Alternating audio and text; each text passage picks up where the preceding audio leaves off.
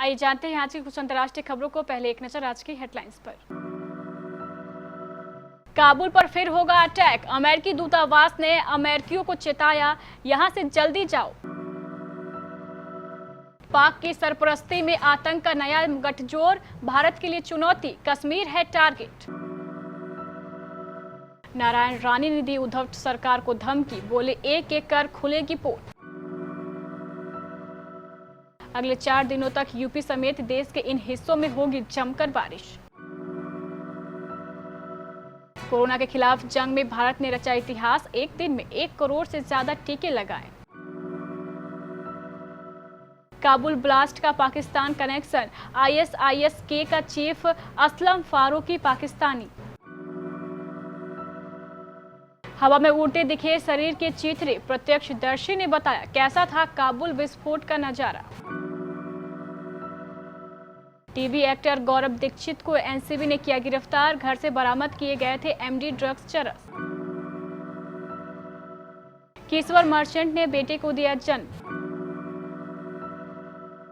पुजारा ने एक बार फिर खुद को साबित किया रनों का पुजारी। काबुल एयरपोर्ट पर हमले के बाद से खतरा और बढ़ गया है। काबुल एयरपोर्ट पर मंडरा रहे आतंकी हमले के साये के बीच अमेरिकी दूतावास ने अपने नागरिकों के लिए एक और एडवाइजरी जारी की है और सुरक्षा कारणों से उन्हें तुरंत वहां से निकलने को कहा गया है। अमेरिकी दूतावास ने अपने नागरिकों से काबुल एयरपोर्ट की यात्रा से बचने को कहा।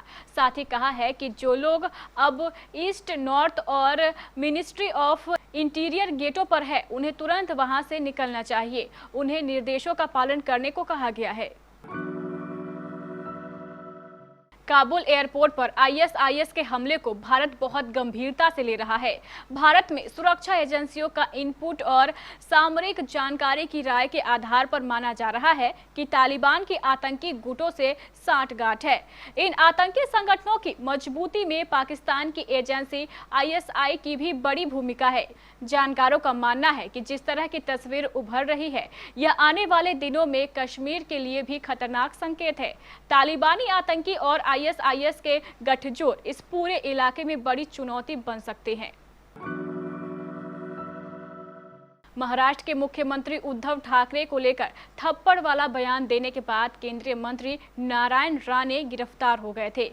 जमानत मिलने के बाद उन्होंने एक बार फिर से जन आशीर्वाद रैली शुरू कर दी है। अब वह उद्धव ठाकरे पर निशाना साधने में बिल्कुल कसर नहीं छोड़ते। उन्होंने उद्धव सरकार को खुली धमकी देते हुए कहा कि वह एक एक कर पोल खोलेंगे। बिना किसी का नाम लिए उन्होंने कहा, मुझे पता है कि किसने अपने भाई की बीवी पर एसिड अटैक करवाने को कहा था। उद्धव ठाकरे को थप्पड़ मारने वाली बात के बाद उन्हें मुंबई पुलिस ने गिरफ्तार कर लिया था। जिस दिन वह गिरफ्तार हुए उसी रात उन्हें जमानत भी मिल गई। उन्होंने इसके बाद कहा था कि उद्धव ठाकरे उन्हें डराने की कोशिश कर रहे हैं, लेकिन वह डरने वाले नहीं हैं। पिछले कई दिनों से देश के अधिकतर राज्यों में भारी बारिश हो रही है। बारिश के चलते पहाड़ी क्षेत्रों में भूस्खलन की घटनाएं काफी बढ़ गई हैं और नदियां भी उफान पर है। भारतीय मौसम विज्ञान विभाग ने अगले कुछ घंटों के दौरान उत्तर प्रदेश के कटरौली, मेरठ, बागपत, नजारीबाद और आसपास के क्षेत्रों के अलग अलग स्थानों पर हल्की तीव्रता की बारिश होने का अनुमान जताया है। इसके साथ ही IMD ने अगले 4 दिनों तक यानी 28 से 31 अगस्त के दौरान उत्तर पश्चिम भारत के बाकी हिस्सों में हल्की से मध्यम बारिश की गतिविधियों की भविष्यवाणी की है।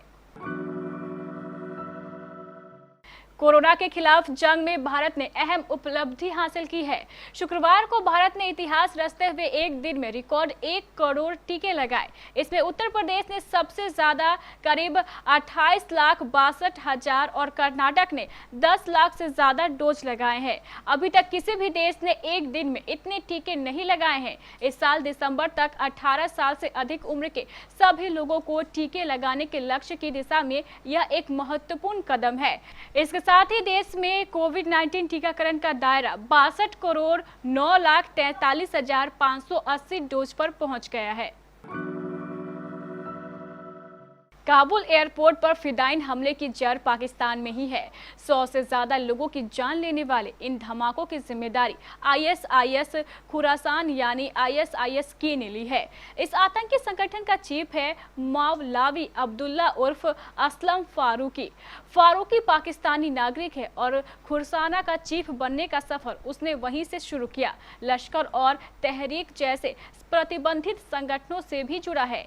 ये बात उसने तब कबूल की थी जब अफगानी एजेंसियों ने उसे अरेस्ट किया।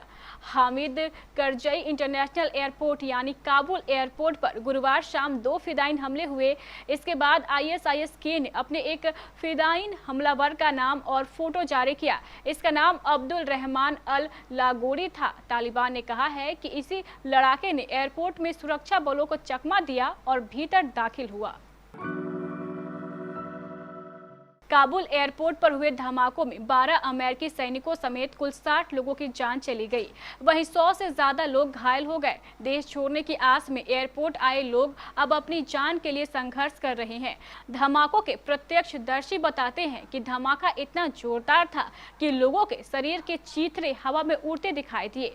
अंतर्राष्ट्रीय विकास समूह का एक पूर्व कर्मचारी ने धमाके की आंखों देखी बयान की है, जिसे सुनकर दिल दहल जाएगा। इस व्यक्ति के पास अमेरिकी वीजा है और वह हजारों लोगों के साथ लाइनों में लगा था ताकि वह विमान तक पहुंच सके और देश छोड़कर जा सके। यह लगभग 10 घंटे तक लाइन में खड़ा रहा और अचानक शाम 5 बजे जोरदार धमाका हुआ। टेलीविजन एक्टर गौरव दीक्षित को नारकोटिक्स कंट्रोल ब्यूरो यानी एनसीबी ने शुक्रवार को गिरफ्तार किया है। गौरव को ड्रग्स के मामले में गिरफ्तार किया गया है। गौरव के घर से कुछ वक्त पहले एनसीबी की रेड में एमडी ड्रग्स, चरस और दूसरे ड्रग्स बरामद किए गए थे। गौरव की गिरफ्तारी फिल्मी कलाकार एजाज खान से पूछताछ के आधार पर हुई है। गौरतलब है कि ड्रग्स केस में एनसीबी ने मार्च के महीने में अभिनेता एजाज खान को गिरफ्तार किया था। ड्रग्स केस में ड्रग्स पेडलर शादाब बटाटा की गिरफ्तारी के बाद अभिनेता एजाज खान का नाम सामने आया था। एजाज खान पर बटाटा गैंग का ही हिस्सा होने का आरोप है। मशहूर टीवी एक्ट्रेस किश्वर मर्चेंट और सुयश राय पेरेंट्स बन गए हैं। किश्वर ने बेटे को जन्म दिया है। इस खबर के आने के बाद सोशल मीडिया पर फैंस और सेलेब्स इस जोड़ी को बधाई दे रही हैं। किश्वर मर्चेंट ने इंस्टाग्राम पर एक बेहतरीन फोटो को शेयर कर मां बनने की खुशी लोगों के साथ शेयर की है। एक्ट्रेस ने कैप्शन के जरिए बताया है कि उनके बेटे का जन्म 27 अगस्त यानी शुक्रवार को हुआ है। फोटो में देखा जा सकता है कि अपने बेबी सन किश्वर मर्चेंट और सुयश राय कितने खुश दिखाई दे रहे हैं। भारत और इंग्लैंड के बीच इस समय 5 टेस्ट मैचों की सीरीज का तीसरा मुकाबला हेडिंग्ले में खेला जा रहा है। तीसरे दिन स्टंप तक टीम इंडिया ने अपनी दूसरी पारी में 2 विकेट खोकर 215 रन बना लिए हैं। भारतीय टीम अभी भी 139 रन से पीछे है और मैच बचाने के लिए चौथे दिन भी जोरदार बल्लेबाजी की दरकार होगी। दिग्गज कमेंटेटर सुशील दोषी टीम इंडिया के इस फाइट बैक से काफी खुश है। उन्होंने भारतीय बल्लेबाज विशेषकर चेतेश्वर पुजारा की जमकर तारीफ की है।